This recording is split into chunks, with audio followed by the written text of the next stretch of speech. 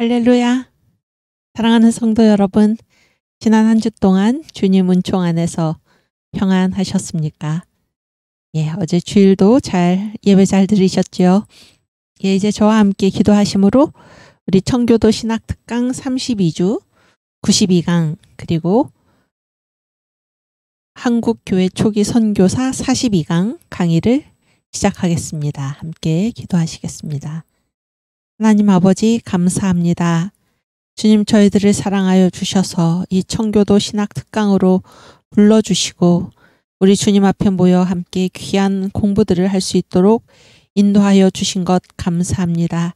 이 할 많은 시대에 저희들 태어나게 하시고 예수 믿게 하시고 주님의 자녀로 불러주시고 또 새 예루살렘을 향하여 눈뜨게 하시고 우리 주님 부르시는 그 표대를 향하여 나아갈 수 있도록 귀한 마음 허락하신 것 또한 감사합니다.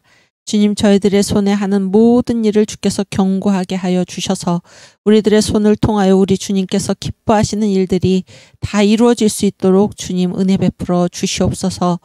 오늘도 각자가 속한 곳에서 그리고 도처에서 우리 주님의 나라를 위하여 우리 주님 기뻐하시는 일을 위하여 애쓰고 힘쓰는 모든 주의 자녀들을 주께서 붙들어 주시고 광화문 온 천만인 앱 조직과 또 국민혁명당 천만 당원 조직에 박차를 가할 수 있도록 귀한 날 되게 하여 주시옵소서. 이 모든 일을 이끌어 가시는 정광훈 목사님을 주님께서 붙들어 주시며 그를 도와 협력하는 모든 주의 성도들을 주께서 붙들어 주셔서 우리가 한마음 한뜻이 되어 우리 주님 바라시는 예수한국 복음통일 선교한국의 사명을 잘 감당할 수 있도록 은혜를 더하여 주시옵소서. 이제 한국교회 초기 선교사 42강 강의를 시작합니다. 주님께서 이 자리에 함께하여 주시고 성령으로 임재하여 주셔서 저희들의 마음을 주장하여 주시고 지혜와 총명을 더하여 주시며 이 모든 시간들을 통하여 우리 주님께 영광 돌리게 하여 주시옵소서. 감사하며 예수님의 이름으로 기도하옵나이다. 아멘. 우리 사도신경으로 신앙 고백하겠습니다.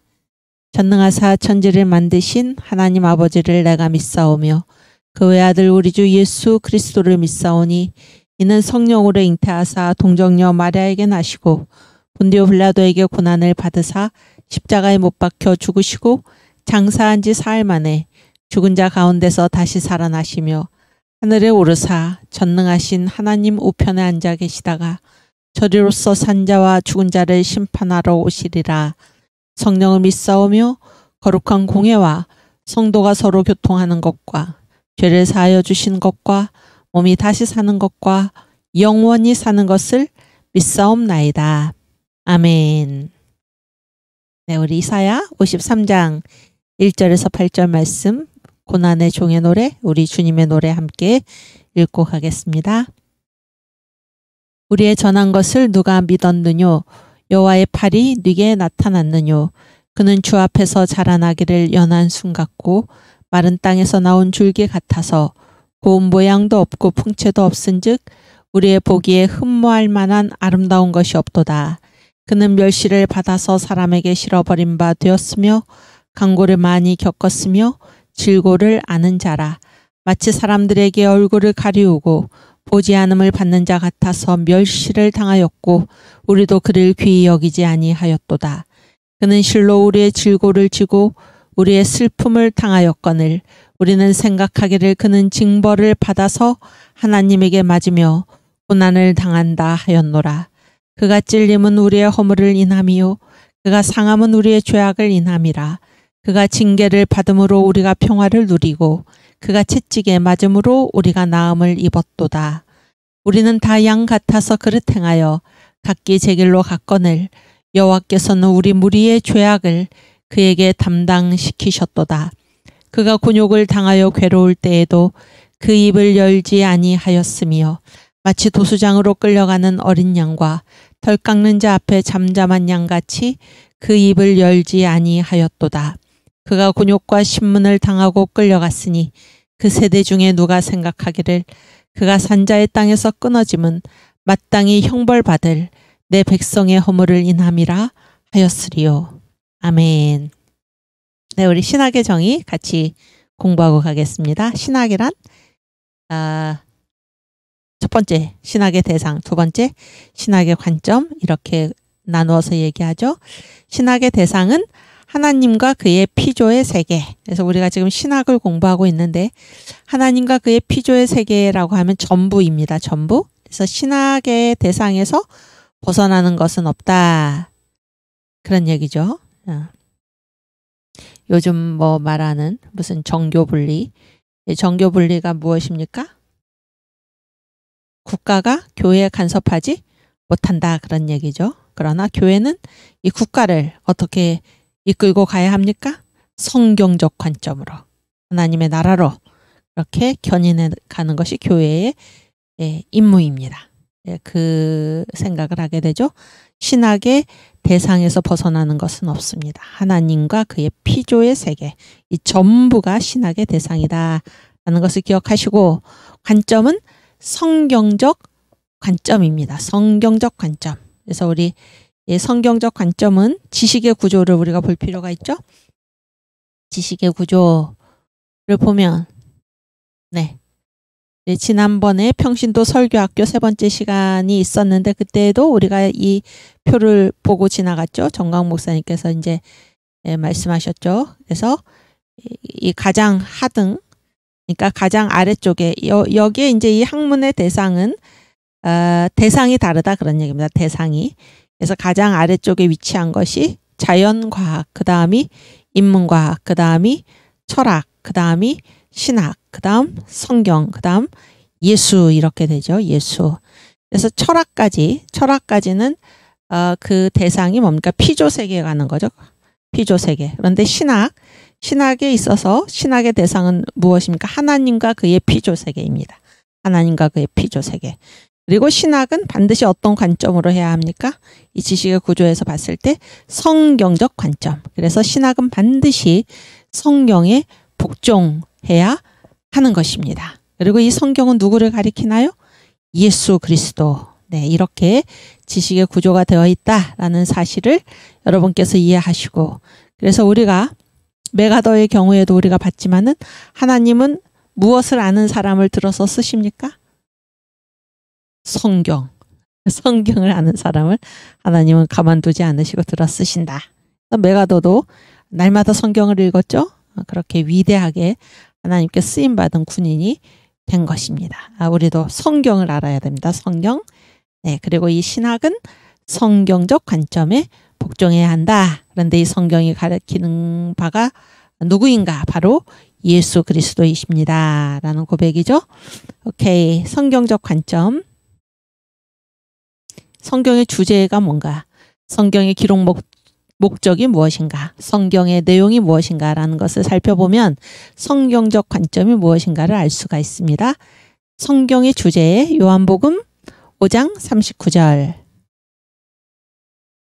너희가 성경에서 영생을 얻는 줄 생각하고 성경을 상고하거니와 이 성경이 곧 내게 대하여 증거하는 것이로다. 아멘. 성경은 나에 대한 증거이다. 성경의 주제 예수님. 그렇죠? 그다음에 성경의 기록 목적 요한복음 20장 21절 말씀.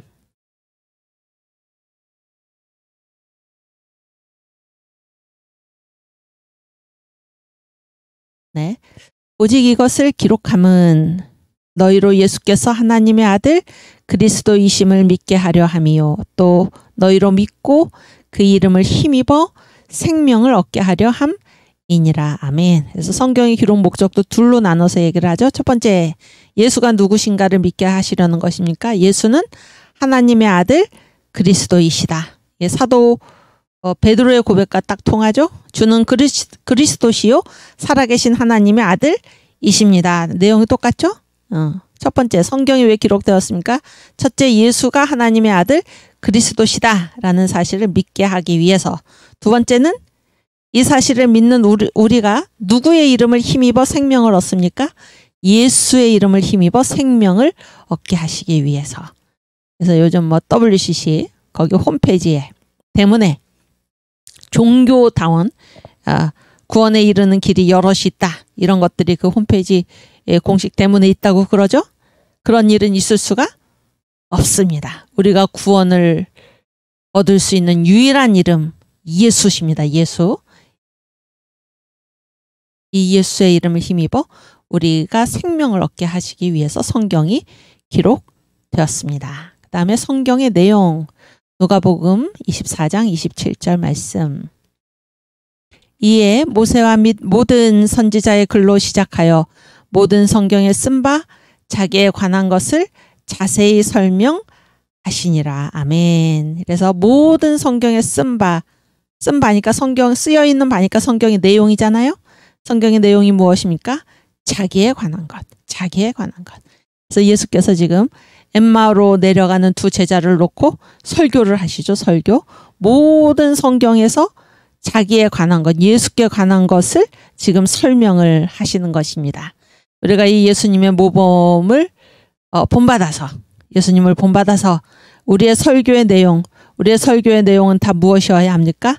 예수 그리스도, 복음에 관한 설교를 우리가 할 수 있기를 바랍니다. 그 설교를 하나님이 지지해 주시고 응원해 주시고 기뻐하시고 하나님이 크게 영광 받으실 줄 믿습니다. 우리가 설교할 때 유일하게 우리가 증언해야 할 분이 누구십니까? 바로 예수 그리스도입니다. 아멘. 그 다음에 우리 신학의 5대 분야 한번 보고 갈까요? 신학의 5대 분야.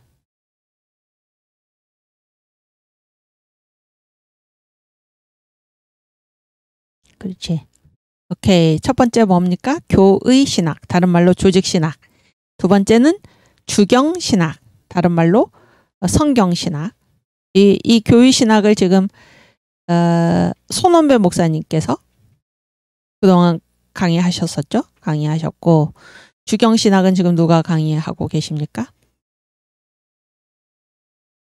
손원배 목사님하고 또 정광훈 목사님께서, 그렇죠? 성경을 지금 강의하고 계시고, 평신도 설교학교가 바로 지금 성경을 우리에게 알려주시는 것이죠. 또 세 번째 교회사 역사신학이죠. 그 다음에 네 번째가 실천신학. 지금 우리 정성구 총장님께서 강의하고 계시고, 또 현대신학 이렇게 되어 있습니다.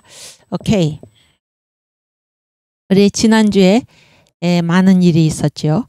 아까 제가 기도할 때도 그런 말씀을 드렸지만은 우리가 이 특별한 시대를 살아가게 하신 하나님께 감사를 드린다 그런 말을 했는데요. 우리가 이 역사에서 살아갈 때 이 마디 의식을 가져야 됩니다. 마디. 그러니까 마디라는 것이 무엇입니까? 마디가 뭔가요? 마디가 이렇게 쭉 흐르는 건가요? 아니면 멈춰 서는 것입니까? 멈춰 서는 거잖아요. 그래서 절기할 때 절자가 무슨 절자인가요? 마디절. 그렇지?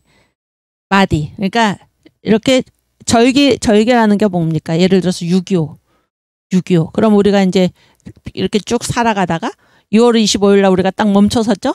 멈춰서서 뭐를 기념했습니까? 그 사건을 기념을 하는 것입니다. 그래서 우리가 이 세상에 살아갈 때 항상 마디 의식을 가져야 됩니다. 마디 의식. 그래서 일단 이 마디 의식에서 중요한 거는 뭡니까? 첫 번째는 뭡니까? 마디를 맺어라. 그래서 이렇게 멈춰서서 그런 얘기죠. 멈춰서서. 그 다음에 어떻게 합니까? 멈춰서서 시간을 계속 살아가는 게 아니에요. 그때가 되면 멈춰서서 그 다음에 뭐를 해야 됩니까? 6.25에 멈춰서서 6.25 날은 뭐를 해야 되나요? 멈춰서서 기념을 해야 되죠. 그 사건을 되돌아보아라 그런 얘기죠. 역사를 되돌아보라 그런 얘기죠. 왜 그렇게 합니까? 왜 계속 그냥 쭉 평소처럼 똑같이 6월 23일, 24일, 25일, 26일 똑같이 쭉 지나가지 않고 25일에는 반드시 멈춰서 가지고 그때를 되돌아보나요? 왜 그렇습니까? 중요하고 왜 중요합니까? 이날을 기념하지 않으면은 잊히고 말죠. 우리 기억 속에서. 잊어버리면 어떤 결과가 옵니까? 그렇죠. 잘하셨습니다. 똑같은 일을 다시 반복하는 것입니다. 그래서 역사를 되돌아보는 이유는 무엇입니까? 반복하지? 반복, 과오를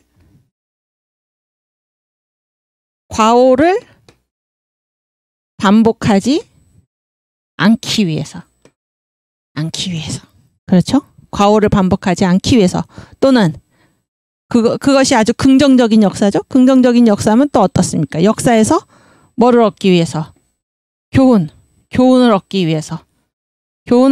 이 교훈을 얻는다는 것은 이 절기를 지킴으로 해서 이 사건을, 여러분 보세요. 이 절기라는 거는 이것을 겪은 사람들도 지키지만은 그 사람들이 죽고 나서도 절기가 계속 지켜지잖아요.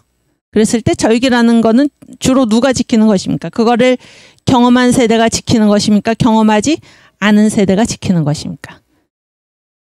경험하지 않은 세대가 지키는 거잖아요. 경험하지 않은 세대가 지키면은 이 사람들은 경험이 없죠? 경험이 없는데도 이 절기를 지키기만 하면 이 사건이 누구 사건이 되는 것입니까? 내 사건이 되는 거예요. 내 사건. 그렇죠? 저도 그렇고 여러분도 그렇고 6.25를 우리가 직접 겪었습니까? 물론 여기에 계신 분 중에서 어렸을 적에 6.25를 겪으신 분도 계실 것입니다. 제가 언젠가도 한번 말씀드렸지만은 제가 저희 교회에서 제가 작년 성경 공부를 맡고 있는데 이제 그때 우리가 이제 한국교회사 이야기로 보는 한국교회사인가요? 뭐 제목이 그렇게 해가지고 제가 이제 6.25 얘기를 했어요. 앞에 연세가 이제 80, 90 가까이 되신 권사님이 앉아 계셨는데 권사님이 저한테 물으셨습니다. 그때 목사님은 몇 살 때였냐고. 그래서 저는 그때 태어나지 않았습니다. 이렇게 말씀을 드렸는데 그래서 제가 그 권사님께 감사하게 생각했으면 제가 얼마나 실감나게 얘기를 했으면. 그래서 우리는 직접 겪지 않았어도 절기를 지킴으로 해서 이 사건을 누구의 사건으로, 나의 사건으로 몸으로 받아들일 수 있다, 그런 얘기입니다. 이게 지혜로운 거죠. 겪어서 아는 거는 어리석은 것입니다. 겪어서 아는 것은 어리석은 거예요. 이 절기를 지키지 않으면 어떤 일을 해야 됩니까? 몸소 겪어서 알아야 되는 것입니다. 그러면은 절기를 지키기만 했으면은 절기를 통해서 이미 내가 알기 때문에 똑같은 시행착오를 반복하지 않을 텐데, 지키지 않아서, 잊어버려서, 우리 후대에게 가르치지 않아서 우리 후대가 직접 이 역사를 다시 겪어가지고 그러한 피해를, 그러한 참화를 다시 당하게 된다. 얼마나 낭비입니까? 그렇죠? 여기 어떤 분이 6.25 이야기를 부모님께 수시로 들었습니다. 그런데 아주 훌륭한 부모님이십니다. 우리도 마찬가지고 여기 우리 두 분 청년 우리 선생님들께서도 아직 자녀가 없지만 앞으로 결혼을 하셔가지고 자녀에게 가르치시고, 또 지금 교회에서 또 여러분 우리 청년의 때는 참으로 귀중한 때인데 교사로 나서게 되죠. 여러분이 누군가를 가르칠 기회가 많을 것입니다. 알리시기 바랍니다. 가르치셔야 됩니다. 가르치지 않으면은 똑같은 실수를 우리 사랑하는 우리의 후대들이, 이 대한민국의 후대들이 직접 겪어서 알아야 되는 그런 비참한 역사가 다시 되풀이되고 마는 것입니다. 그렇죠? 오케이.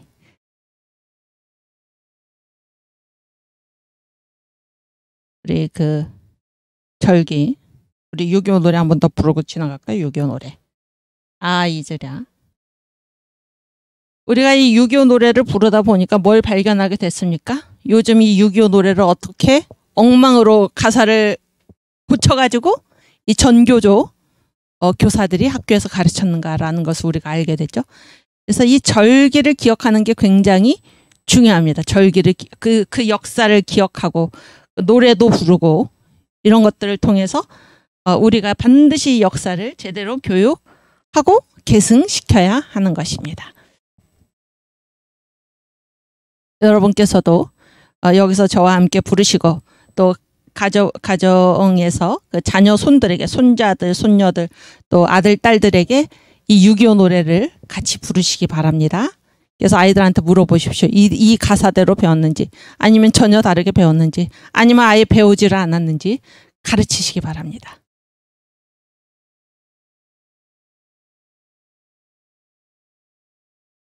네.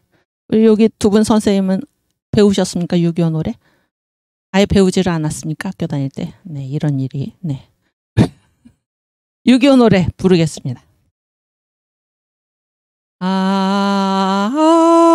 잊으랴 어찌 우리 나를 조국을 원수들이 짓밟아오던 날을 맨 주먹 붉은 피로 원수를 막아내어 발을 굴러 땅을 치며 이분했던 날을 이제야 갚으리 그날의 원수를 쫓기는 적의 무리 쫓고 또 쫓아 원수의 하나까지 쳐서 무찔러 이제야 빛내리 이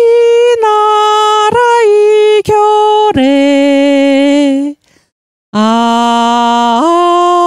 잊으랴 어찌 우리 나를 불의의 역도들을 맷도적 오랑캐를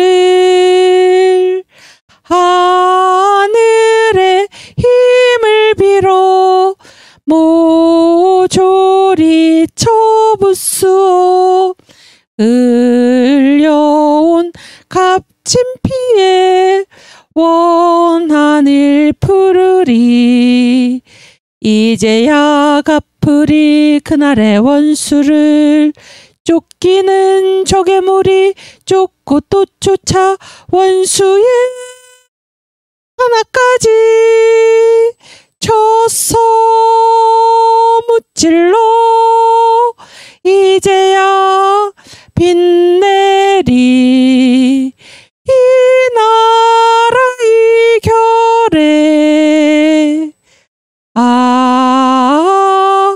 잊으랴 어찌 우리 나를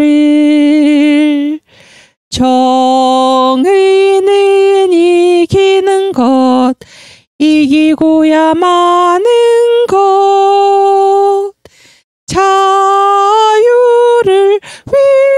위하여서 싸우고 또 싸워 다시는 이런 날이 오지 않게 하리 이제야 갚으리 그날의 원수를 쫓기는 적의 무리 쫓고 또 쫓아 원수의 하나까지 쳐서 무찔러 이제야 빛내리 이 나라 이결에 아멘.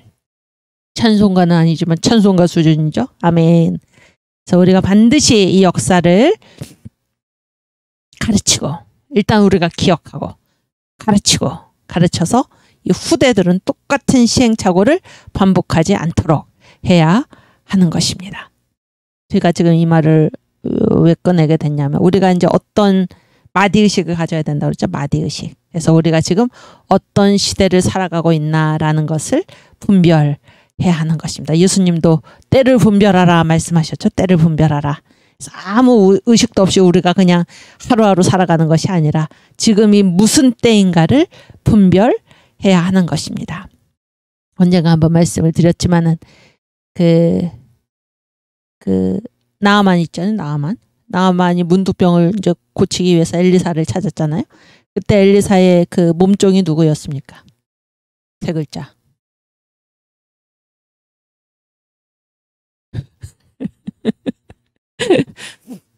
요즘 어디 보니까 극한 직업이라는 말이 있더라고요. 극한 직업. 여기 청년 선생님들 두 분이 엔지니어 하시고 작가도 하시고 대답도 하시고 분탕자 소탕도 하시고 할 일이 많으신데 극한 직업인데 게하시죠? 게하시가 엘리사 몰래 가서 뭐 이렇게 옷하고 은하고 돈하고 받아왔죠? 받아왔더니 그때 이제 엘리사가 한 말이 참으로 제가 인상적인데, 네가 뭐 이렇게 뭐 왜 거짓말을 했냐든지 왜 뭐 내가 뭐 시키지도 않은 일을 왜 했냐든지 그렇게 안 하고 뭐라고 얘기했냐면은 지금이 옷을 받을 때이며 지금이 은을 받을 때이냐 이렇게 엘리사가 게하시한테 얘기를 한 것입니다. 그러니까 때가 있다는 거예요. 때가. 그래서 지금이 어떤 때인가 하는 것을 우리가 분별해야 하는 것입니다. 아시겠죠? 지금이 어떤 때입니까? 우리가 왜 국민혁명당을 만들었습니까? 국민혁명당이 왜 나오게 되었나요? 믿을 만한 당이 없어서 다 자기들 사리사욕에 눈이 멀어가지고 이 나라가 지금 무너지게 생겼는데 어느 누구도 이 나라 보안법을 폐지한다고 그래도 가만히 있고 개헌을 통해서 연방제로 간다고 그래도 가만히 있고 어느 누구도 말하는 자가 없어서 그렇죠? 이 마디의식 지금이 어느 때인가 우리가 국민혁명당을 만든 것이죠. 이것은 여러 정당 중에 하나가 아니다 그런 얘기죠. 이거는 무슨 문제입니까? 생존의 문제입니다. 생존의 문제. 이 나라가 사느냐 죽느냐의 기로에 서서 우리가 이 나라를 살리기 위해서 이 국민혁명당을 만들었잖아요. 어떻게 해야 됩니까? 1000만 당원이 조직이 되어서 반드시 우리 국민이 하나가 되어서 우리의 주권, 우리 손으로 지켜야 하는 것입니다. 그래서 이 나라를 반드시 다시 살려야 하고, 네, 그곳에 그 최전선에 누가 서 있습니까? 우리 한국 예수 믿는 사람들. 또 그 가장 앞에 누가 서 있습니까?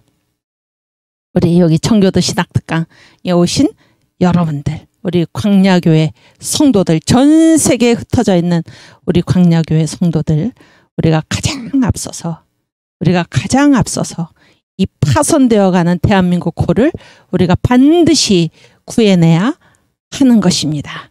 우리 힘으로 할 수 없죠? 우리 힘으로 할 수 없죠. 우리가 할 일을 다하면서 우리 주님의 도우심을 간구해야 하는 것입니다.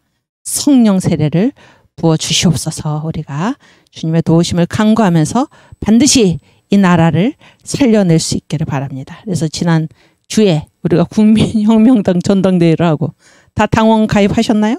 다 하셨죠? 저도 했습니다. 그리고 나만 당원 가입할 뿐만이 아니라 우리가 조직을 해죠. 조직을 하고 그 다음에 또 우리가 뭐를 했습니까? 지난 주에 평신도 설교학교도 했죠. 예, 제가 그 의미를 말씀을 드렸죠. 국민혁명당도 마찬가지고 평신도 설교학교도 마찬가지고 특징이 무엇입니까? 숫자가 어떻습니까? 숫자가 어때요?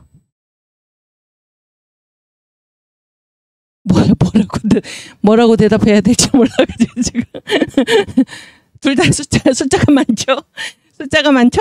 네, 평신도 그 다음에 국민혁명당 소수가 아니고 모두가 그러니까 모두가 자유민주주의, 자유시장경제, 한미동맹, 기독교 입국론 이 건국의 4대 기둥 위에 세워진 이 나라를 사랑하는 모두가 다 거기 당원이 되고 그 학생이 되는 것입니다.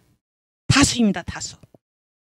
이것이 바로 국민혁명입니다. 이 시대에 우리가 다 이 이게 정치꾼들, 정치가라고 하는 자들이 아무 사명의식도 없이 이 나라가 어떻게 되든지 말든지 자기들 사리사욕에 눈이 어두워서 정권에 눈이 어두워가지고 또는 자기의 본분을 망각하고 이 나라를 북한에다가 갖다 바치려는 이 자들, 이런 자들, 그들은 어떻습니까? 숫자가 소수죠, 소수? 우리가 전부 일어나서 국민들이 다 일어나서 평신도가 다 일어나서 이 나라를 살려야 하고 복음으로 이 나라를 살리고 이 나라를 바로 세우고 그래서 우리 주님께서 우리 대한민국 건국할 때 우리에게 맡겨주신 예수한국 복음 통일을 이루고 그 결과 선교한국의 사명을 감당할 수 있기를 주님의 이름으로 축원합니다. 아멘. 우리 뭐를 불러야 좋을까요? 깨어라 성도요. 깨어라 성도요. 제가 요즘 우리가 함께 읽은 이승만 대통령의 읽지는 않았고 제가 말씀을 드린 그 글을 많이 이제 생각을 하는데요. 독립정신의 이제 제일 첫 장이 총론입니다. 총론인데 어떤 말씀을 하시냐면 지금 이 조선은 파손되는 이렇게 망망한 대해에 이 풍랑이 지금 떠가는 한 척의 배와 같다 그랬어요. 한 척의 배. 근데 이 배가 지금 이 풍랑에 막 뒤흔들려 가지고 지금 파손되기 직전이라는 거죠. 파손되기 직전. 그래서 이 배에 몇 명이 타고 있습니까? 이 배에 2,300만 동포가 타고 있는데 여기에 이 사람들이 다 이제 선객이죠. 선객. 그리고 이게 배니까 뭐가 있습니까? 사공들이 있죠. 사공들. 그런데 사공들 지금 이 배가 이제 깨지기 직전인데 막 이렇게 널판이 떨어져 나가고 막 물이 들어오고 그런데 우리는 선원이 아니니까 우리는 사공이 아니니까 우리 일이 아니다. 그러고 이 2,300만의 이 선객들이 나 몰라라 할 수 있는가 그런 얘기를 이 총론에서 비유로 말씀하고 있는 것입니다. 지금 이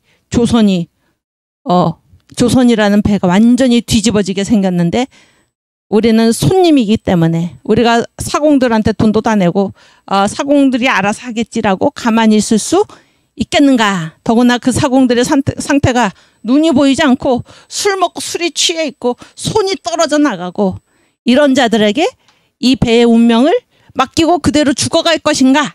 이런 것을 그 총론에 말씀하고 계십니다. 딱 지금 우리의 상황과 같습니다. 우리의 상황과 같아요. 정치는 정치가 가지. 아닙니다. 그들이 지금 눈이 멀고 술이 취해 있고 손이 떨어져 나가고 발이 못 쓰게 되는 그러한 상태입니다. 그러한 상태에서 우리는 손님이니까 우리가 사공들한테 값을 지불했으니까 그들이 알아서 하겠지라고 우리가 가만히 있을 수 있습니까? 아니죠. 우리가 다 나서서 거기에 노져올 줄 아는 사람 노를 젓고 제각각 이 나라 이 배를 구하기 위해서 우리가 힘쓰고 언제까지 힘써야 됩니까? 이 배가 안정이 될 때까지 우리가 이 배를 살려내야 할 것입니다. 그 과정에서 그 전에 서로 앙금이 있던 사람들 싸우는 게 먼저가 아니고 이 배부터 살리는 게 먼저입니다. 그렇죠? 거기에 부자들 어떻게 됩니까? 이 배를 살리기 위해서 자기가 갖고 있는 거 다 바다에 던져서 이 배를 가볍게 하고 서로 도와서 배부터 살려내고 볼 일입니다. 그 다음에야 자기 재물도 있고 자기 이게 원수 시비를 가리는 일도 그 다음에 있는 것이지. 지금 배가 파손되게 되었는데 우리가 그런 것을 따지고 있을 때가 아니다. 그런 얘기입니다. 지금 그렇게 위중한 사태다. 그러니까 그렇게 위중한 사태다. 그래서 이 국민혁명당 모든 국민이 다 이 국민혁명당의 당원이 되어서 우리 힘으로 이 나라를 반드시 지켜내야 할 것입니다. 특별히 우리 예수 믿는 사람들, 우리로서는 어떻습니까? 우리로서는 우리 저 새 예루살렘, 주님께서 우리를 부르시는 새 예루살렘이 있죠. 우리가 이 세상에서 무슨 일을 겪든지 괜찮습니다. 괜찮아요. 우리한테는 뭐가 있습니까? 새 예루살렘. 그래서 주님 기뻐하시는 일을 우리가 감당할 수 있기를 바랍니다. 주님 기뻐하시는 일을 의를 위해서 핍박받는 우리에게 하늘의 상급이 클 것입니다. 오직 우리 주님만을 바라보면서 나아갈 수 있는 저와 여러분이 되기를 바랍니다. 오케이. 찬양 부르겠습니다. 깨어라 성도여 징조를 보라. 신랑 예수 구름 타고 오시려 한다. 환난과 핍박이 날 기다리니 믿음으로 이길 준비 어서 합시다. 깨어라 주재림 가깝다. 주를 위해 살다가 주 위에 죽자. 우리의 힘으로는 옳게 못 살고 내 신앙 가지고는 순교 못하니 성령 권능 나에게 충만케 하사 성경대로 살다가 죽게 하소서. 깨어라 주재림 가깝다. 주를 위해 살다가 주 위에 죽자.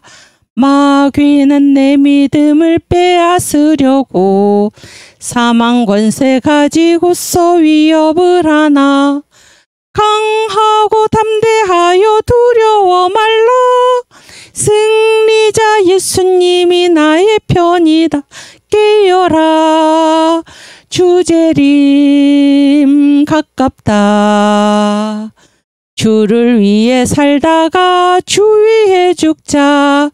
주님의 이름 위에 오게 갇히고 갖은 고생 다 하다가 죽을지라도 십자가의 큰 은혜 생각할 때에 아직도 내 고생이 부족하도다.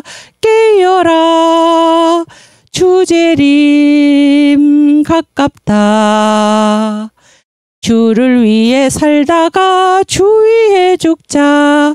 성경과 기도로 무기 삼으니 불타는 나의 소원 일사가고뿐.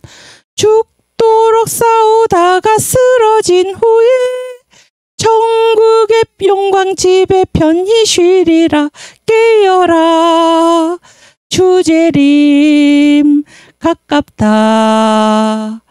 주를 위해 살다가 주 위에 죽자.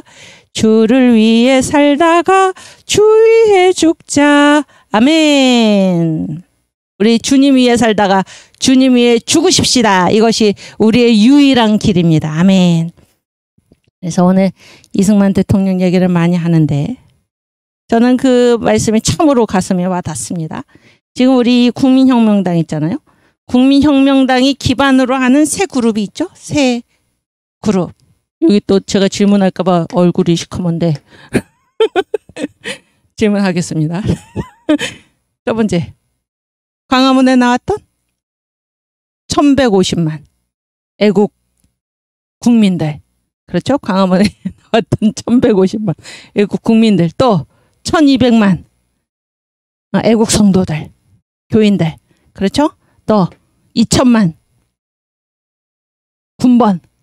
군번을 가진 분들하고 그들의 가족들. 그렇죠?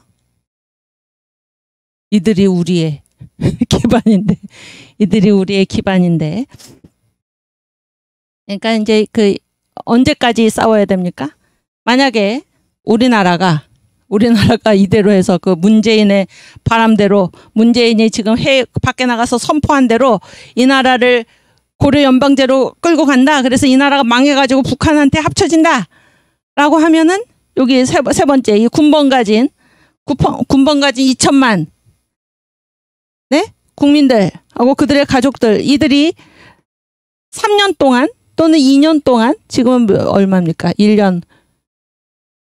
지금 얼마에? 정민 형제. 지금 얼마에? 군 복무 기간이. 1년 6개월. 그렇죠? 저희 집 아이는 21개월이니까 1년 9개월. 그렇죠? 또 어떤 분들, 정광 목사님은 3년 몇 개월 이러고, 그렇게 오랜 시간 동안 젊음을 바쳐서 지킨 이 나라가 북한으로 가버리는, 북한하고 합쳐진다. 이 나라가 없어지고 우리가 북한같이 돼가지고 수령을 모시고 그렇게 살아야 된다. 그러면은 이들이 이 나라를 지킨 그 시간, 모든 시간이 다 어떻게 되고 마는 것입니까?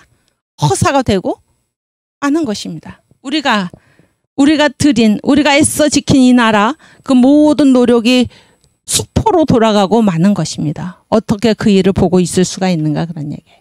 어떻게 그 일을 보고 있을 수가 있는가. 1200만 성도들, 제가 어떤 분하고 얘기하는 중에 그분이 그런 말씀을 하시더라고요. 자기가 이제 때를 보고 있다는 것입니다. 그런데 아직은 나설 때가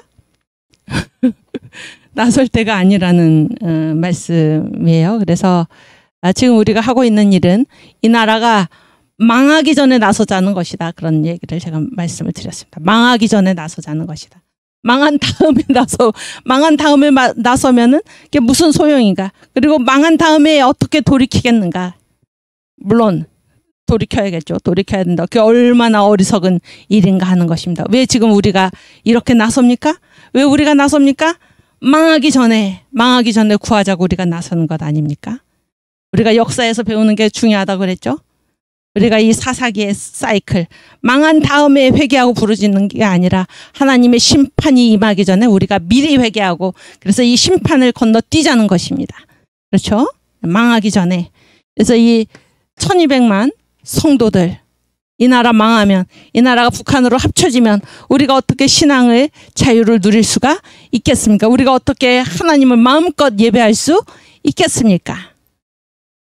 그 어리석은 일이 벌어지기 전에, 망하기 전에 우리의 지금까지의 모든 노력, 지금까지 쌓아올린 이 선교의 아름다운 나라, 이 나라가 이것이 물거품 되기 전에 우리가 지키자, 그런 얘기죠. 수포로 들어간다. 그리고 수포로 이 시계를 놓치면 또 1150만 애국 국민들 광화문에 나왔던 여러분, 왜 나오셨습니까? 네? 이 정도면 됐어 그렇게 나오셨습니까? 아니죠. 이 나라가 넘어가고 말면 지난 3년 동안 4년 동안 끊임없이 매주마다 광화문에 나와서 외쳤던 우리의 외침이 그 모든 시간과 돈과 에너지와 노력과 이 모든 우리의 마음이 다 어떻게 됩니까? 수포로 돌아가고 마는 것입니다. 그래서 이승만 대통령께서 무슨 얘기를 하셨습니까? 그 독립정신에서 우리가 언제까지 독립을 외쳐야 되나, 그런 얘기를 하셨죠. 우리가 언제까지 독립을 외쳐야 되나. 우리는 언제까지 외쳐야 됩니까? 첫 번째, 독립의 기초가 확실히 설 때까지. 아시겠습니까? 독립의 기초가 확실히 설 때까지. 두 번째, 그러니까 첫 번째가 완전한 독립을 이룰 때까지. 두 번째는 뭐예요? 독립의 기초가 확실히 설 때까지.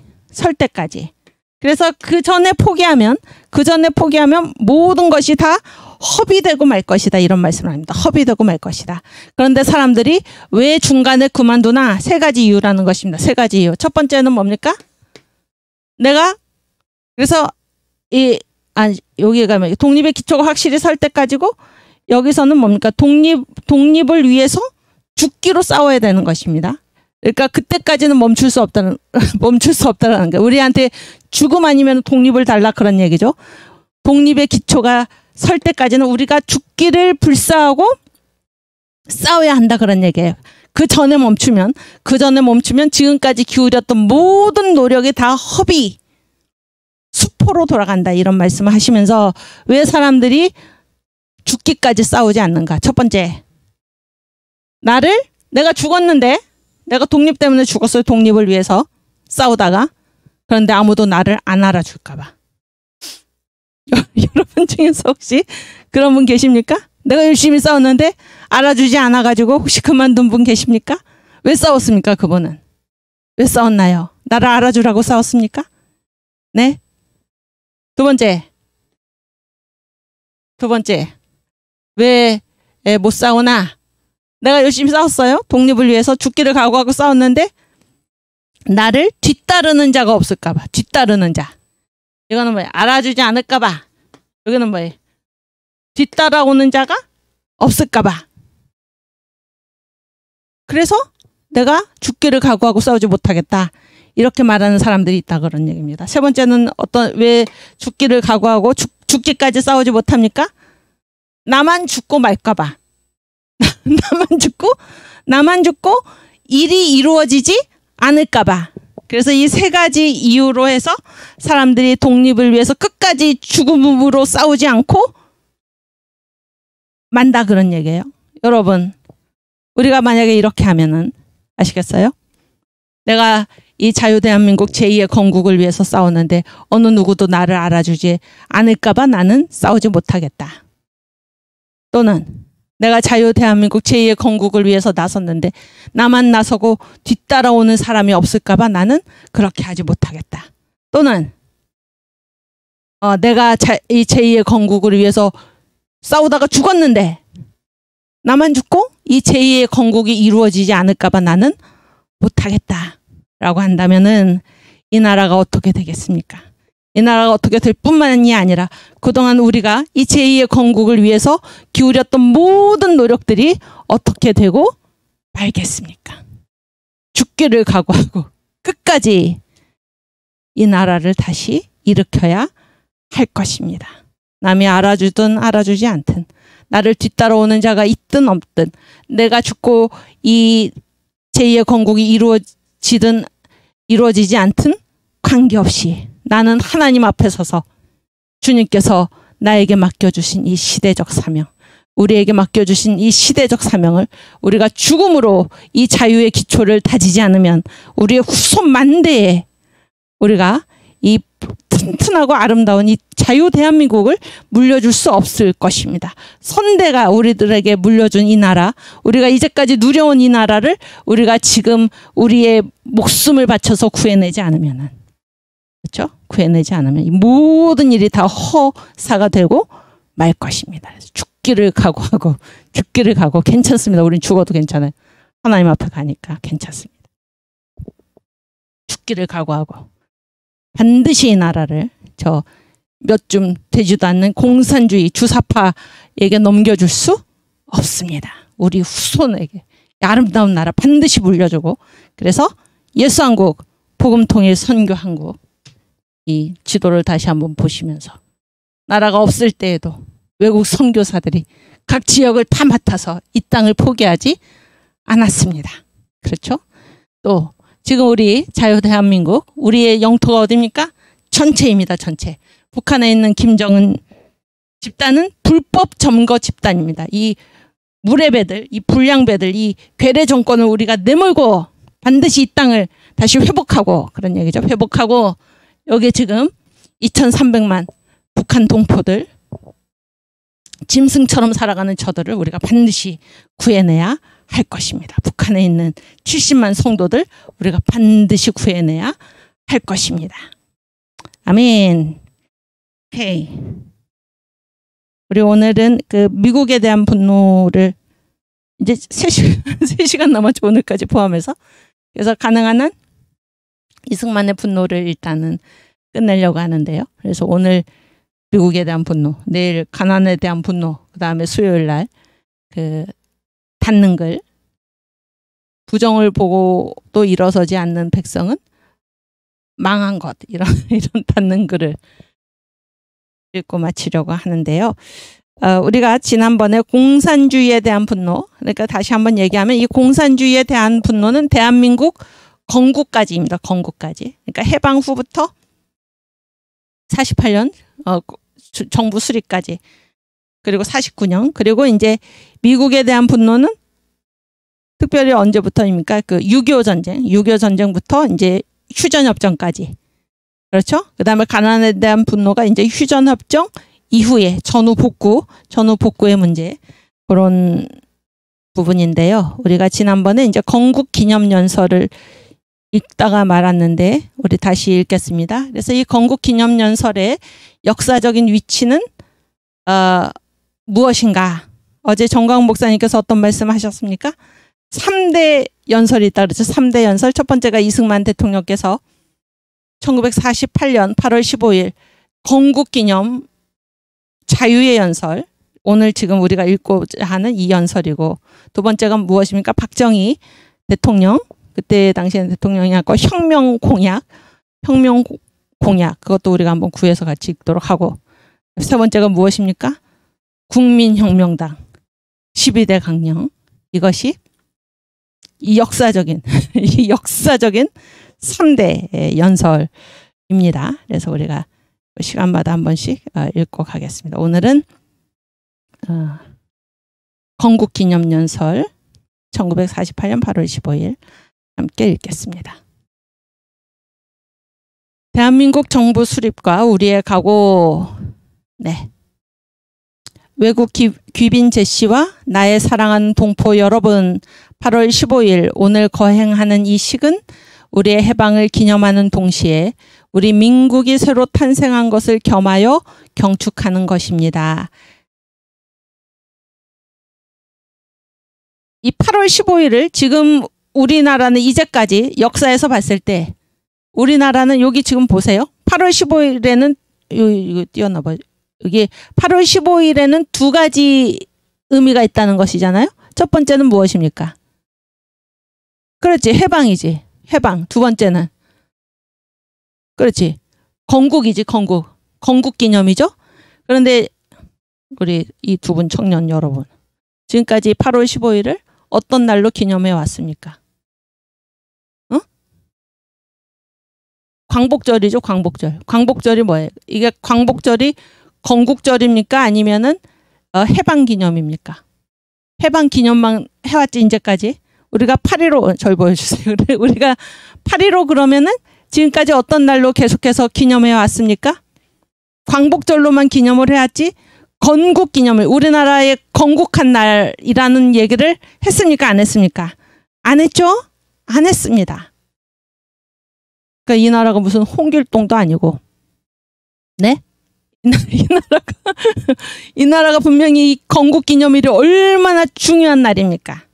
대한민국의 탄생. 그때 그 원한경 선교사가 이 한국의 역사 쭉 정리한 것에서 봤을 때 이 여러 개의 이제 나라가 있었죠. 여러 개의 나라가 있었는데 그 중에서 그 전과 그 후가 완전히 달라진 그 나라가 언제입니까? 바로 대한민국입니다. 대한민국. 국민 주권의 민주주의 국가가 비로소 탄생을 했는데 그 이전하고는 비교할 수가 없습니다. 그런데 이 중요한 나라의 탄생을 우리가 기념하지 않고 8월 15일을 다만 일본으로부터 해방된 날로만 우리가 기념해왔다. 그러니까 우리가 얼마나 우리의 정체성을 무시하고 못 본 채하고 우리 뿌리를 생각하지 않고 지내왔나 하는 것을 우리가 생각해야 할 것입니다. 그래서 우리가 8.15 그러면 항상 광복절이지 건국절이라는 말을 우리가 한 적이 없습니다. 안타까운 일이죠. 안타까운 일이에요. 여기 또 어떤 분이 또 분노가 일어난다고 썼는데, 그래서 제가 어디 유튜브에 보니까 지금 국민의 60%가 화병에 걸렸다는, 화병에. 그런데 더구나 또 심각한 것은 우리가 이 건국절을 생각하게 된 계기가 무엇입니까? 누가 이 1948년 8월 15일 대한민국의 건국일을 누가 부정했습니까? 이승만이 부정한 게 아니라 이 문재인이.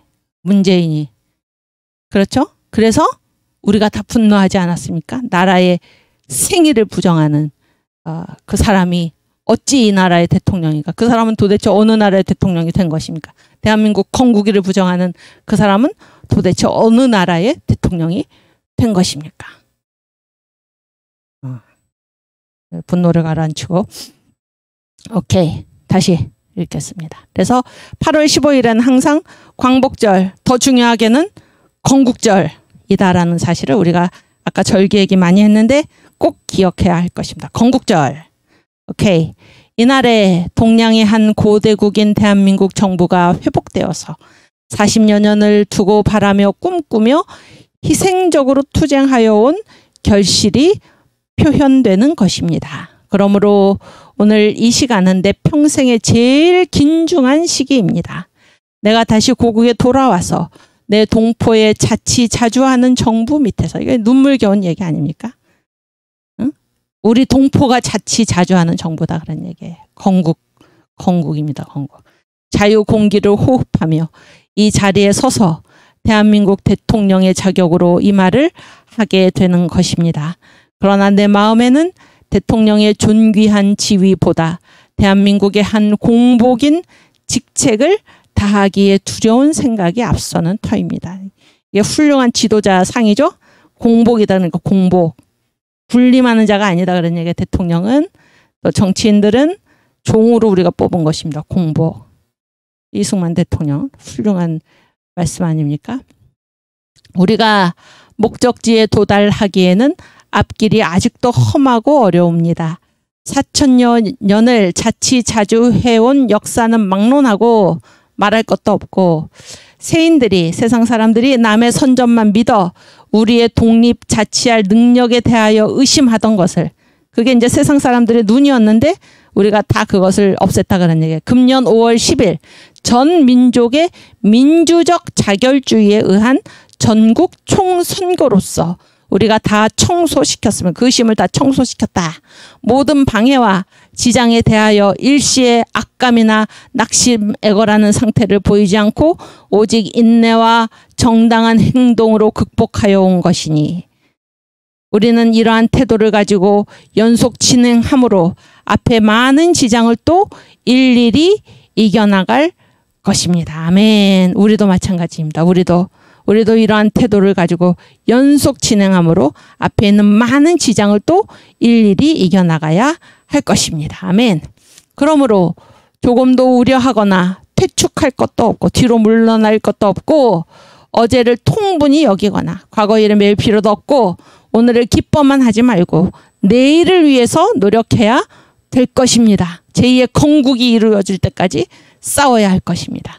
우리가 앞으로 할 일은 우리의 애국심과 노력으로 우리 민국을 반석 같은 기초 위에 둘 것이니 이에 대하여 공헌과 희생을 아니한 남녀는 더 큰 희생과 굳은 결심을 가져야 될 것이요 더욱 굳센 마음과 힘을 다하여 다만 우리의 평화와 안전뿐 아니라 웬 인류의 안전과 평화를 위해서 힘써야 될 것입니다. 북한의 대남 선전 방송이 뭔가요? 우리 민족끼리죠? 아닙니다. 여기 보세요. 여기 우리 민족끼리가 아니고 조금 위에. 다만 우리의 평화 안전뿐 아니라 웬 인류, 온 인류의 안전과 평화를 위해서 힘써야 할 것입니다. 이것이 이제 막 태어난 우리 대한민국 그리고 건국 대통령의 말씀입니다. 얼마나 이 웅대한 기상입니까? 여기서 무슨 도움을 받겠다 이런 얘기가 아니죠. 그러니까 함께 우리의 평화 안전뿐 아니라 온 인류의 안전과 평화를 위해서 힘써야 할 것입니다. 아멘. 그다음 이 건국 기초의 요소가 될 만한 몇 조건을 간략히 말하면 1. 민주주의를 전적으로 믿어야 될 것입니다. 민주주의를 우리가 해야 된다 그런 얘기예요. 건국의 4대 기둥 중에 첫 번째가 뭐죠? 자유민주주의죠. 자유민주주의 그 얘기입니다. 우리 국민 중에 혹은 독재제도가 아니면 이 어려운 시기에 나갈 길이 없는 줄로 생각하며 그러니까 뭐를 하자는 사람이 있었다는 것입니까? 독재제도. 그런 얘기가 있다는 거예요. 또 혹은 공산분자의 파괴적 운동에 중대한 문제를 해결할 만한 지혜와 능력이 없다는 관찰로 독재권이 아니면 다른 방식이 없다고 생각하는 이도 있으니 그러니까 독재로 가야 된다. 지금 시기가 시기니만큼 이런 말을 하는 자가 있는데 이것은 우리가 다 큰 유감으로 생각하는 것입니다. 그래서 우리는 민주주의를 목숨처럼 지켜야 된다 그런 얘기예요. 무슨 공산분자 이런 것들은 뭐에 해당이 되나 목화의 사소한 장애입니다. 우리가 지금 보고 있는 사소한 장애 때문에 영구한 복리를 줄 민주주의의 대정 방침을 모호하게 만드는 것은 우리가 결코 허락하지 않을 것입니다. 왜냐하면 독재주의는 뭐를 가져오지 못합니까? 자유와 지능을 가져오지 못하는 것이 어디에서 증명되었습니까? 역사에 증명된 것입니다. 민주제도가 어렵기도 하고 또한 더디기도 한 것이지만 의로운 것이 종말에는 이기는 이치를 우리는 믿어야 할 것입니다. 또 민주제도는 세계 우방들이 다 믿는 바로 세계가 지금 다 민주제도 하고 있다 그런 얘기예요. 우리 친구들이 이 전제 정치와 싸웠고 또 싸우는 중입니다. 전제 정치가 뭘까요? 독재죠, 독재. 세계의 안목이 우리를 들여다보며 역사의 거울이 우리에게 비치어 보이는 이때에 우리가 민주주의를 채용하기로 하고, 여기 보세요. 여기 이제 어디서 우리를 보나, 어디에서 우리를 봅니까? 우리가 있죠? 우리가 있어요. 우리가 있는데 첫 번째 어디에서 봅니까? 위에 보세요. 어디에서 봅니까? 세계의 안목. 세계는 우리랑 동시대입니까? 과거입니까? 동시대죠. 동시대. 공간의 의미죠. 세계의 안목이 우리를 보고, 또 어디에서 역사의 거울이 우리에게 비추어보는 이때, 역사의 거울은 뭡니까? 과거서부터죠. 우리가 항상 이 의식을 가지고 살아야 됩니다. 이 의식을. 그래서 이게 이제 기독교에서도 굉장히 중요한데, 이 시간적인 진리를 우리가 뭐라고 얘기하냐면 정통이라고 그래요. 정통은, 정자는 바를 정자입니다. 바른 전통. 그래서 우리는 반드시 어디에서 이 바른 전통은 역사적으로 계속해서 이어져 오는 참 진리죠. 그래서 역사의 거울에 반드시 비춰봐야 된다. 그러는 게 진리는. 또 진리는 뭡니까? 어디에도 통해야 됩니까? 세계하고도 통해야 되죠. 세계의 안목이 지금 우리를 비추고 있다. 역사의 거울이 우리를 비추고 있다. 그래서 이거를 뭐라고 그러냐면, 이 동시대의 다른 곳, 이거를 뭐라고 그럽니까? 보편이라고 그래요. 보편. 그래서 항상 이 진리에는 두 가지 측면이 있는 것입니다. 보편적인 뭐예요? 이 동시대에서 여기 한국에서나 전 미국에서나 어디를 가든지 통해야 되는 것입니다. 아시겠어요? 또 역사의 거울에 비춰봐야 되는 거예요. 정통으로서도 이게 진리가 되어야 하는 것입니다. 그런데 지금 이승만 대통령께서 이거를 아주 정확하게 말씀을 하고 계신 것입니다. 세계의 안목이 우리를 들여다보고 있고 역사의 거울이 우리를 비추고 있다. 이런 균형 잡힌 역사 감각이 있어야지 되는 것입니다. 그때 우리가 바른 길을 갈 수가 있습니다. 오케이. 세계 안목이 우리를 들여다보며 역사의 거울이 우리에게 비쳐 보이는 이때에 우리가 민주주의를 채용하기로 하고 30년 전부터 결정해서 실행하여 온 것을 또 간단 없이 실천해야 될 것입니다. 30년 전부터는 언젠가요? 임시정부. 그때도 뭡니까? 민주주의죠. 민주주의. 그때 The Republic of Korea라는 말이 지금 우리 대한민국 국호잖아요. 그때부터 이미 나왔다 그런 얘기죠. 이 제도로 성립된 정부만이, 민주주의 제도로 성립된 정부만이 인민의 자유를 보장하는 정부입니다. 그래서 민주주의의 핵심이 무엇입니까? 인민의 자유, 개인의 자유입니다. 개인의 자유. 그래서 두 번째 딱 이어지죠. 민권과 개인 자유를 보호할 것입니다. 민주정체의 요소는 개인의 근본적 자유를 보호하는 것입니다. 지금 우리나라는 어떻습니까? 네? 개인의 자유를 보호하고 있습니까, 지금? 집회 결사의 자유를 보호하고 있습니까? 신앙의 자유를 보호하고 있나요? 민주정체의 요소는 개인의 근본적인 자유를 보호하는 것입니다. 개인의 재산의 자유를 보호하고 있습니까, 지금? 이 나라가 지금 어떻게 되고 있는지 우리가 봐야 할 것입니다. 국민이나 정부는 항상 주의해서, 여기 나오죠? 개인의 언론과 집회와 종교와 사상의 자유를 극력 보호해야 될 것입니다. 근데 무슨 4.3 사건에 대해서 말하지도 말아라. 그런 얘기를 지금 하고 있죠. 이 나라가 지금 민주주의 정부입니까? 분노를 가라앉히고 우리가 다시 읽어봅시다. 다시. 국민의 무슨 자유입니까? 국민이나 정부는 항상 주의해서, 이거는 정부만 주의하는 게 아니라 국민도 주의해야 된다. 국민도. 개인의 언론, 집회, 종교, 사상의 자유를 극력 보호해야 될 것입니다. 우리가 40여 년 동안을 외족의 손에 모든 학대를 받아서 다만 말과 행동뿐 아니라 생각까지도 자유로 하지 못하게 되었던 것입니다. 그러나 이것은 우리 민족이 절대로 쌓아온 것입니다. 우리는 개인 자유 활동과 자유 판단권을 위해서 쉬지 않고 싸워온 것입니다. 우리를 압박하는 사람들은 유례로 저의 나라의 전제 정치를 고집하였으므로 우리의 민주주의를 주장하는 마음이 더욱 굳어져서, 이게 무슨 말인가요? 우리를 압박하는 사람이 누굽니까? 일본이었죠. 아니, 그러니까 해방되기 전에. 근데 일본은 무슨 정치였다는 거예요? 전제 정치였다 그런 얘기예요. 그러니까 그런 일본의 식민지를 겪다 보니까 우리는 더욱 어떤 마음이 생겼다는 겁니까?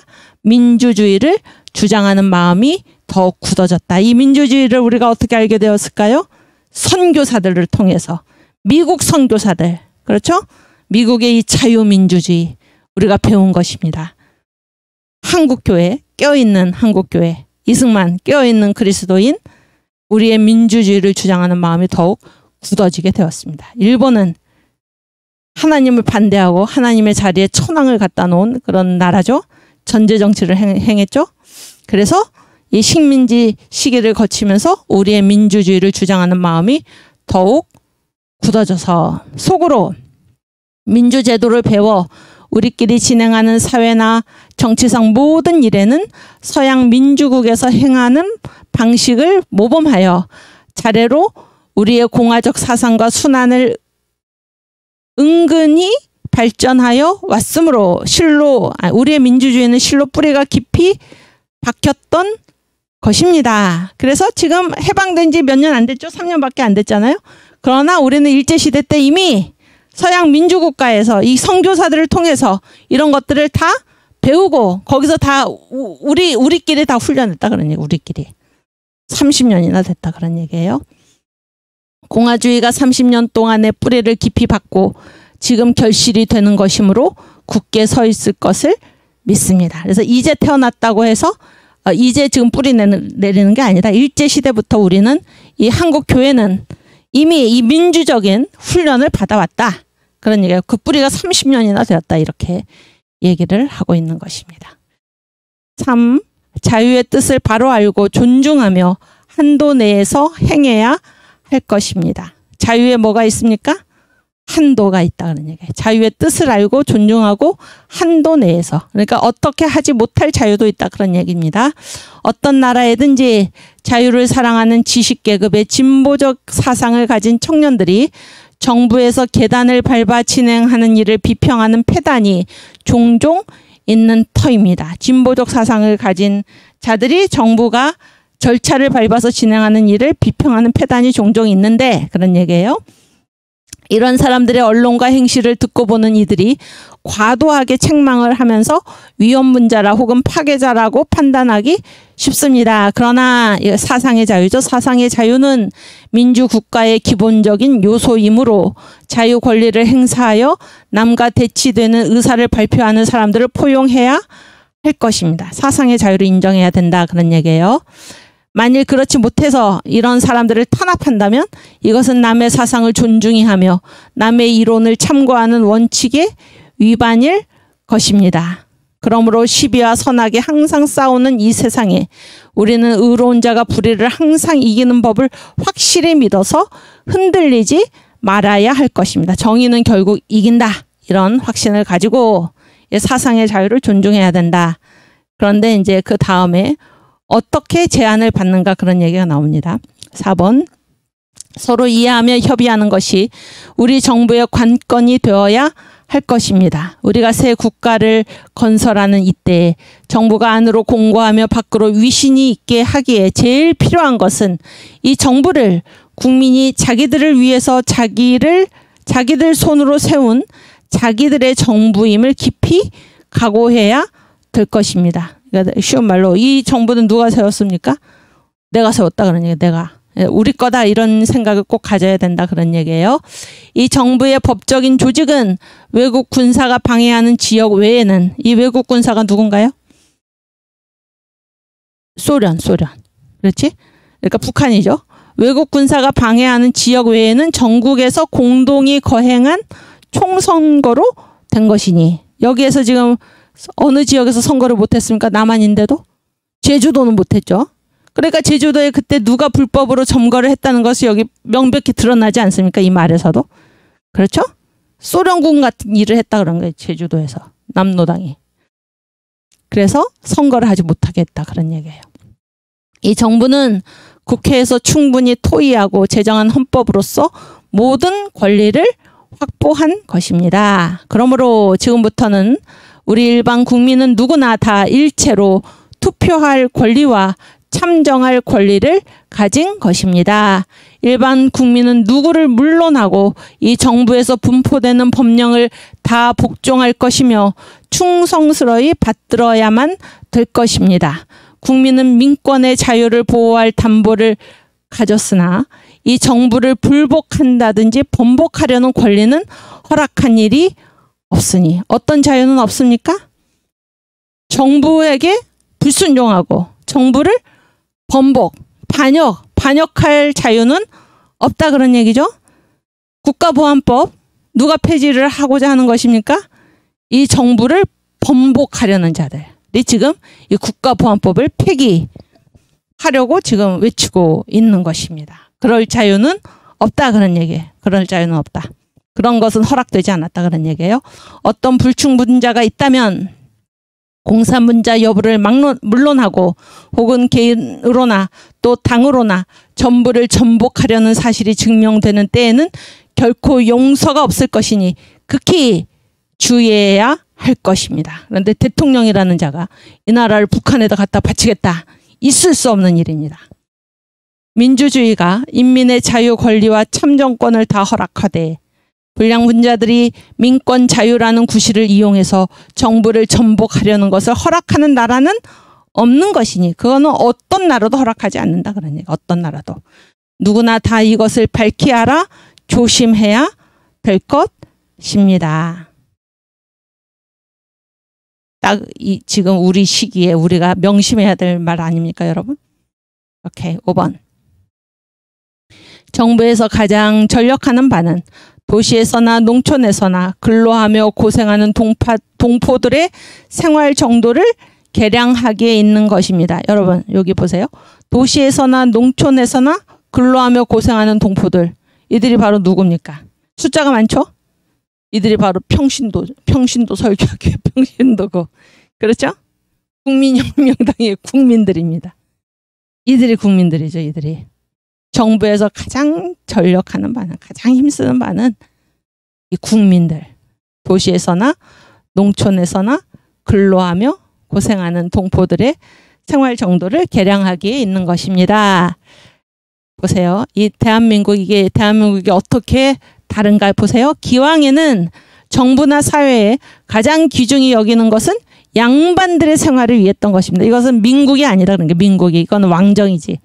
그러나 지금부터는 이 사상을 다 버리고 대한민국은 새 주의로 새로운 정신으로 모든 사람의 균일한 기회와 권리를 주장하며 개인의 신분을 존중히 하며 노동을 우대하여 법률 앞에는 다 동등으로 보호할 것입니다. 기업가를 나쁘다고 그러고 네? 민노총 이 노동자들을 귀족처럼 대접을 받게 하고 그들이 다른 노동자들의 그 취업 기회를 완전히 뭉개고 이 나라는 민주주의 나라가 아닙니다. 민주주의 나라가 아니에요. 모든 국민들을 그 보호에 힘을 다해서 섬길 대상으로 보아야 하는 것입니다. 편을 가르고 특정한 세력만을 옳다고 그러고 내로남불이 바로 그런 얘기죠. 내로남불. 그거는 완전히 민주주의, 자유민주주의에 역행하는 그러한 사고방식입니다. 오케이. 이 내로남불이 국어사전에 올라갔다고 그러죠. 내로남불. 외국에서도 알고 있죠. 내로남불. 이게 무슨 망신입니까? 이것이 곧 이 정부의 결심이므로 전에는 자기들의 형편을 개량할 수 없던 농민과 노동자들에게 특별히 주의하려는 것입니다. 얼마나 감사한 얘기입니까? 또 이 정부의 결심하는 바는 국제통상과 그래서 서로 통상을 한다 그런 거예요. 국제통상 또 공업발전 경제발전이죠. 우리나라의 필요에 따라 발전을 실시하여 우리 농장과 공장 수출을 외국에 수출하고 우리가 우리에게 없는 물건은 수입해야 할 것입니다. 국제통상이죠. 그런즉 공장과 상업과 노동은 서로 떠날 수 없이 함께 병행 불패해야만 될 것입니다. 함께 가야지 패하지 않는다 그런 얘기예요. 경영주들은 노동자를 이용만 하지 못할 것이요. 노동자는 자본가를 해롭게 못할 것입니다. 우리 시대에 듣고 또 듣고 새기고 또 새겨야 될 그러한 명문 아닙니까? 공산당의 주인은 계급과 계급 사이에 충돌을 붙이며 단체와 단체 간에 분쟁을 붙여서 서로 미워하며 모해를 일삼는 것이나 우리의 가장 일삼는 것이나 그거 공산당이 하는 일이고 지금 이 일을 누가 하고 있습니까? 이 나라 정부가 하고 있죠. 우리의 가장 주장하는 바는 계급전쟁을 피하고 전 민족의 활동을 도모함이니 우리의 활동과 단합성은 우리 앞에 달린 국기가 증명하는 것입니다. 국기가 뭘 증명하나요? 단합을. 상고시대부터 태극기죠. 우리나라 국기가. 이 태극은 천지 만물에 융합되는 이치를 표명한 것이므로 이 이치를 실행하기에 가장 노력할 것입니다. 그래서 우리가 힘을 합해서 그런 얘기, 힘을 합해서 융합되어서 나가야 된다. 6. 우리가 가장 필요를 느끼는 것은 경제적 원조입니다. 과연 기왕에는 외국의 원조를 받는 것이 받는 나라의 위험스러운 것을 각오하지 않을 수 없었던 것입니다. 그러므로 우리가 언제든지 무조건 청구하는 것은 불가한 줄로 아는 바입니다. 지금 와서는 이 세계 대세가 변해서 각 나라 사이에 대소강약을 물론하고 서로 의지해야 살게 되는 것과 전쟁과 평화의 화복 안위를 함께 당하는 이치를 다 깨닫게 되므로 어떤 적은 나라의 자유와 건전이 모든 큰 나라에 동일하게 관심되는 것입니다. 그래서 그 나라가 작다고 해서 그 나라가 뭐 이렇게 불행을 당하게 내버려 두면 안 된다 그런 얘기예요. 그게 다 세계 전체에 영향을 미친다라는 걸 지금 다 알게 됐다 그런 얘기예요. 제가 요즘 그 이승만 대통령께서 쓰신 일본의 가면을 벗긴다. 네? 그 책을 제가 지금 읽고 있는데 거기 보니까 그 1905년에 미국이 그래서 우리나라랑 언제 1882년에 한미 수호 통상 조약을 맺었잖아요. 거기에 제1조에 뭐 이게 지금 이게 서로 조약을 맺는 한국과 미국 양국 중에 어떤 한 나라가 다른 나라의 침략을 받거나 불이익을 당했을 때 반드시 도와준다. 이런 조항이 있는데 우리가 일본한테 불이익을 당할 때 미국이 이 조약을 모른 척하고 눈 감아버렸죠. 눈 감아버리고 오히려 일본 편을 들지 않았습니까? 그런데 이제 이 일본의 가면을 벗긴다 해서 이승만 대통령께서 하시는 말씀은 무엇입니까? 그때 그 행동이 계속해서 이제 이 일본의 침략의 야욕을 계속 일본이 펼쳐나가는데 그 시초가 되었다 그런 거예요. 미국이 그때 막지 않았기 때문에 계속해서 이 미국의 이 안보선이 계속 위협을 당하고 그렇게 해서 이제 지금이라도 정신 차리지 않으면은 이 일본은 반드시 미국의 본토를 침략할 것이다. 이렇게 쓴 게 바로 이 재팬 인사이드 아웃이죠. 그런데 이승만의 말대로 어떻게 됐습니까? 이 책이 나온 지 6개월 뒤에 6월에 나왔는데 1941년 12월에 일본이 미국을 공격을 했지요. 공격을 했습니다. 그래서 보세요. 여기 이 48년 8월 15일 건국 자유연설에서 말씀하시는 것이 무엇입니까? 어떤 약소국의 운명이 모든 강대국한테 다 영향을 미친다.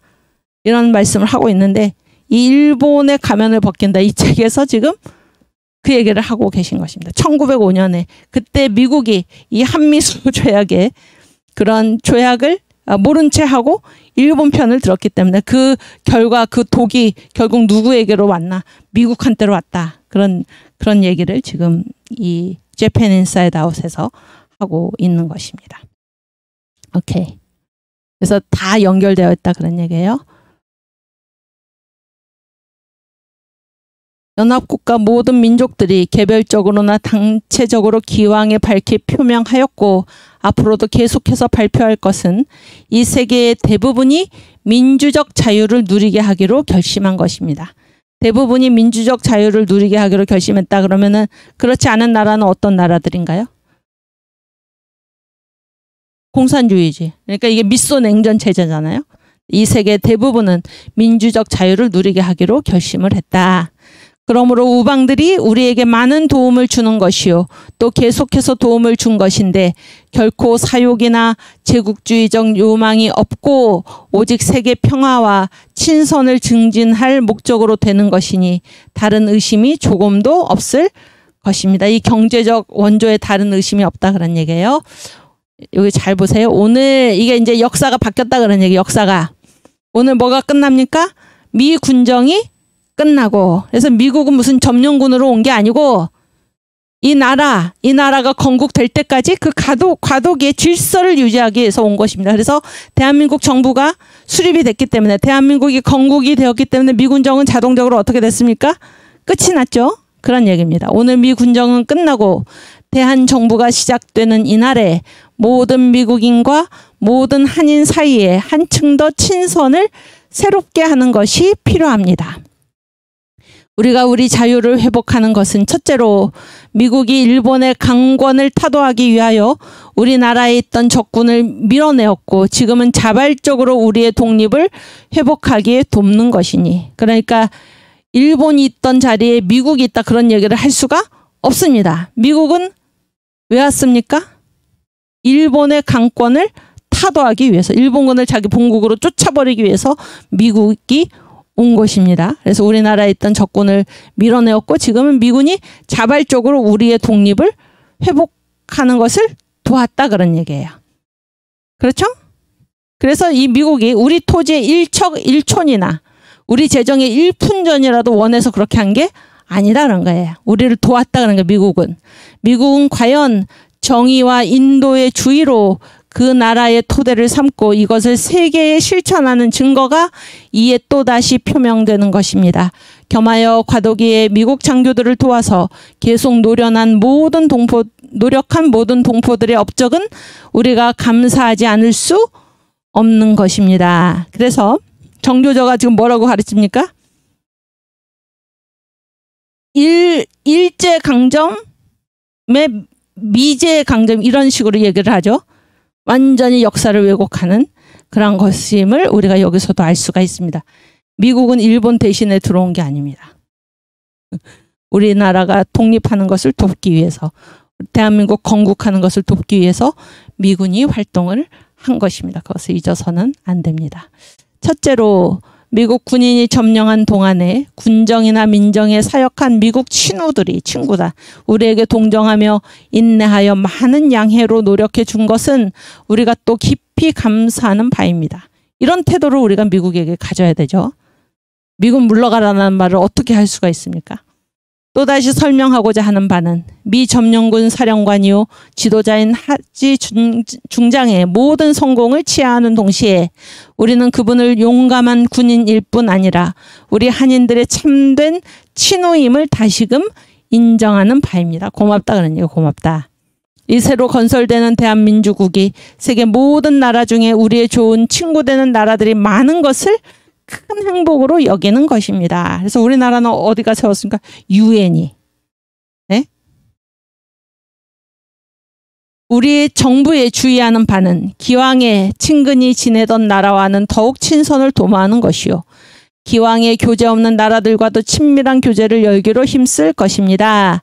둘째로 국제연합에 회원된 나라들을 일일이 다 지명하여 말할 수는 없으나 이 모든 나라들이 우리에게 많은 동정을 표하였으며 작년 11월 14일에 한국을 위하여 통과한 결의로 우리의 독립 문제를 해결되게 한 것을 감사히 여기는 중 더욱이 유엔 임시위원단에 대표를 파견한 그 나라들이 민주적 총선거를 자유로 거행하는 데 도와주어서 이 정부가 생기게 한 것을 특별히 고마워하는 바입니다.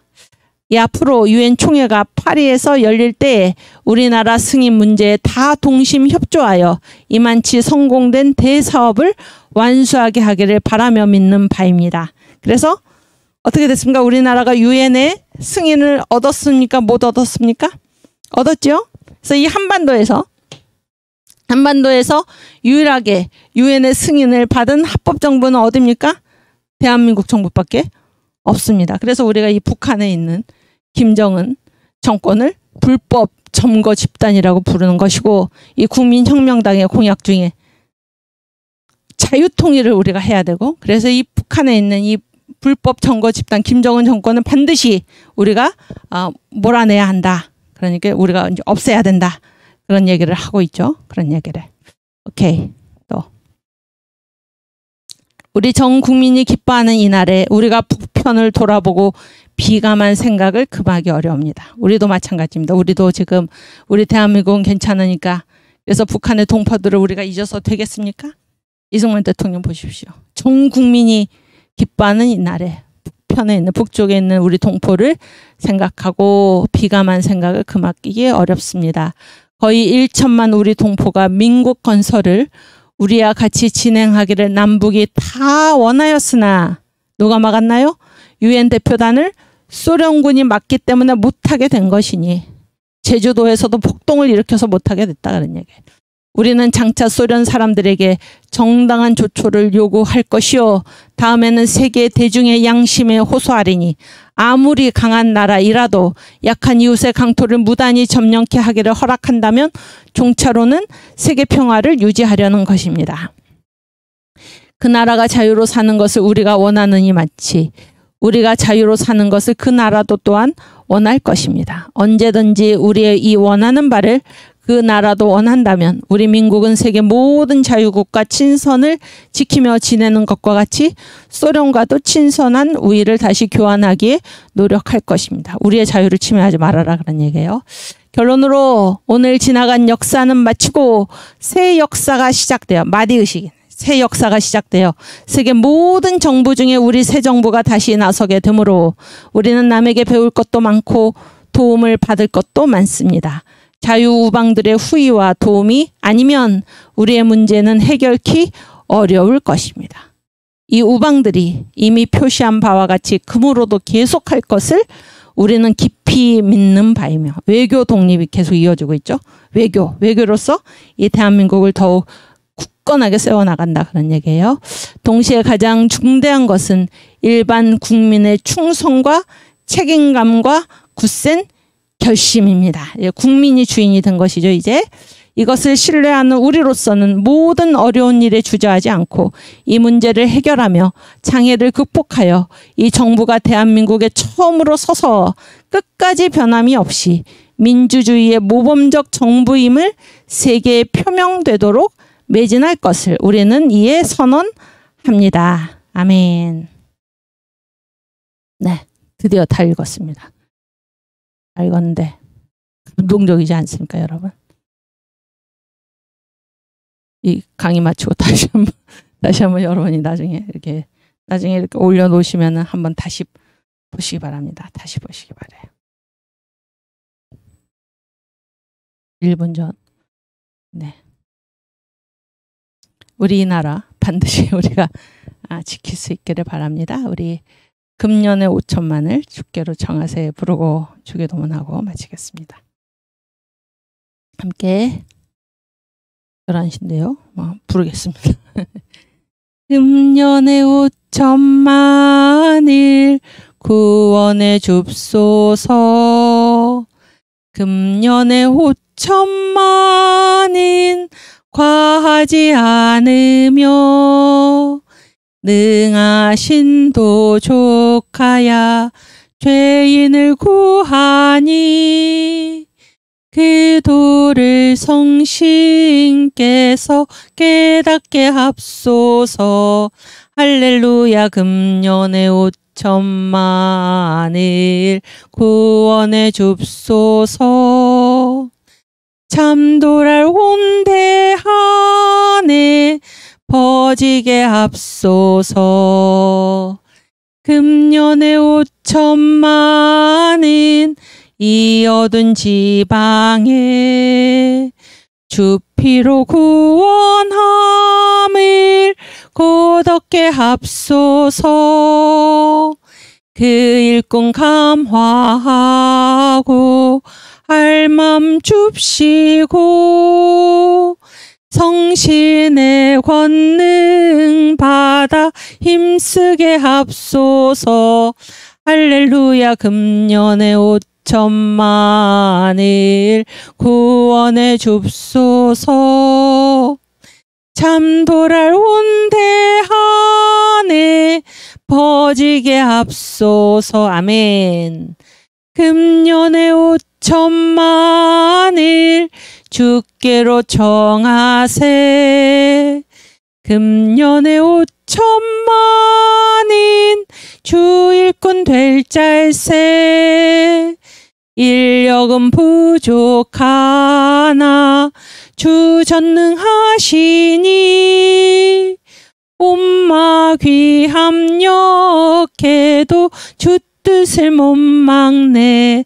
할렐루야. 금년에 5천만을 구원해 줍소서. 참도를 온대 안에 퍼지게 합소서. 아멘. 주여 감사합니다. 여러분 그 졸업신청서 있죠? 졸업신청서 아직 제출 안 하신 분은 6월 30일 수요일이 마감입니다. 반드시 제출하시기를 부탁을 드립니다. 오케이. 우리 주기도문하고 마치겠습니다. 하늘에 계신 우리 아버지여, 이름이 거룩히 여김을 받으시오며 나라에 임하옵시며 뜻이 하늘에서 이룬 것 같이 땅에서도 이루어지이다. 오늘날 우리에게 일용할 양식을 주옵시고 우리가 우리에게 죄 지은 자를 사하여 준 것 같이 우리 죄를 사하여 주옵시고 우리를 시험에 들게 하지 마옵시고 다만 악에서 구하옵소서. 내게 나라와 권세와 영광이 아버지께 영원히 있사옵나이다. 아멘. 네, 감사합니다. 내일 다시 반갑게 뵙겠습니다.